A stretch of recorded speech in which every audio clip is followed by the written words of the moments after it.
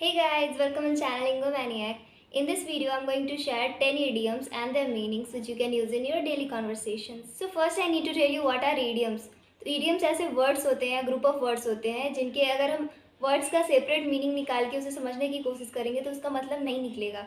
But if we will take it as a whole तो उसका कुछ अलग meaning होगा. जैसे हम हिंदी में कहते हैं 4 दिन की चांदनी फिर अंधेरी रात. तो इसका अगर हम सेपरेट मीनिंग्स हर वर्ड का मीनिंग निकालने चलेंगे तो कुछ मतलब नहीं बनेगा. जो कि इसके एक्चुअल मीनिंग है वो हमें पता नहीं चलेगा. तो 4 दिन की चांदनी फिर अंधेरी रात का मतलब होता है कुछ दिनों का सुख और फिर वही परेशानी. तो इंग्लिश में उसके लिए कहते हैं अ 9 डेज वंडर. सो अगर इस चीज़ का हम सेपरेट मीनिंग निकालेंगे तो वो जो रियल एक्चुअल मीनिंग है इसका वो नहीं निकलेगा. तो इडियम्स ऐसे ही वर्ड्स होते हैं जिनके हम सेपरेट वर्ड से इसका मीनिंग नहीं समझ सकते हैं. हमारा पहला इडियम है hit the sack. Hit the sack इसका मतलब होता है to go to bed. To go to bed.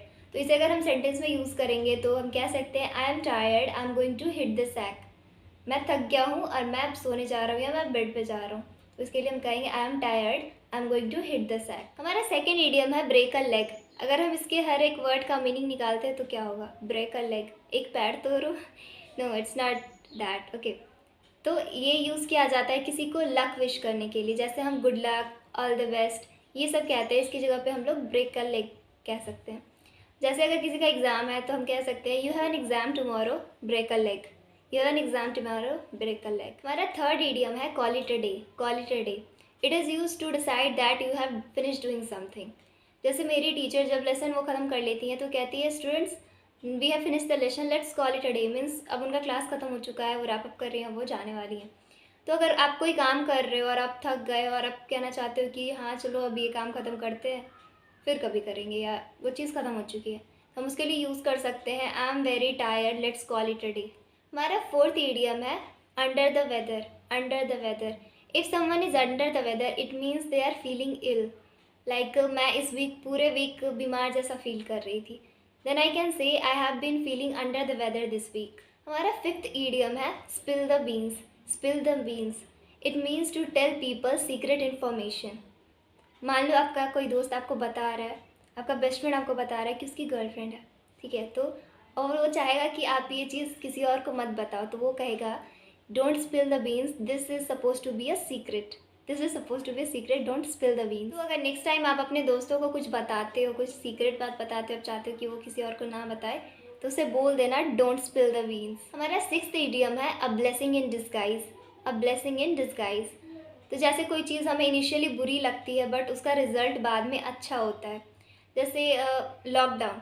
Lockdown सबको स्टार्टिंग में बहुत बुरी लग रही थी बट उस लॉकडाउन में लोगों ने बहुत सारी चीज़ें सीखी. मैंने खुद बहुत सारी चीज़ें सीखी. मैंने कुकिंग सीखी, गिटार सीखा, बहुत सारी चीज़ें मैंने सीखी लॉकडाउन में. तो इनिशियली हमें अच्छा नहीं लग रहा था बट लेटर वो चीज़ अच्छे में रिज़ल्ट हुआ क्योंकि बहुत सारे लोगों ने बहुत सारे स्किल्स अडॉप्ट किए या बहुत सारे स्किल्स सीखे. हम टेक्नो फ्रेंडली बन गए हैं, हमने बहुत सारी चीज़ें, बहुत सारे कोर्सेज़ कर लिए कुछ लोगों ने ऑनलाइन. सो इनिशियली लॉकडाउन बुरी लग रही थी बट बाद में वो चीज़ अच्छी, हमने अच्छी अच्छी चीज़ें सीख ली इसलिए वो रिज़ल्ट उसका अच्छा रहा. तो हम कह सकते हैं lockdown was a blessing in disguise. Lockdown was a blessing in disguise. हमारा सेवेंथ ईडियम है a piece of cake. A piece of cake it literally doesn't mean a piece of cake. It is use to describe a situation that is really easy. Like आपने कोई exam दिया वो बहुत easy था तो आप कह सकते हो that exam was a piece of cake for me. हमारा एट्थ इडियम है to get off my chest. To get off my chest अगर कोई चीज़ आपको परेशान कर रही हो तो आप अगर उसे किसी और से कह देते हो, आपने बहुत टाइम वो चीज़ अंदर रखी है फिर आप वो कह देते हो तो it means you have got that of your chest. Like अगर मैं अपनी फ्रेंड को कुछ बताना चाहती हूँ तो मैं बोलूँगी I need to get something off my chest and then I will explain the things. हमारा नाइन्थ इडियम है to cost an arm and a leg. To cost an arm and a leg means extremely expensive.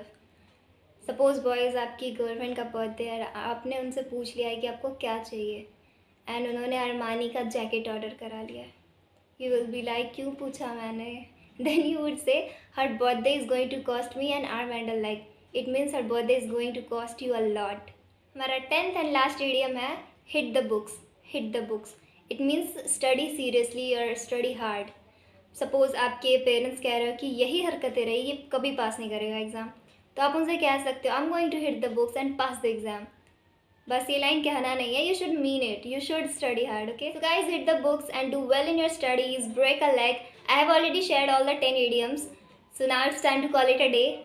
Thanks a million for watching this video. If you like this video, then please like, share, comment and subscribe my channel.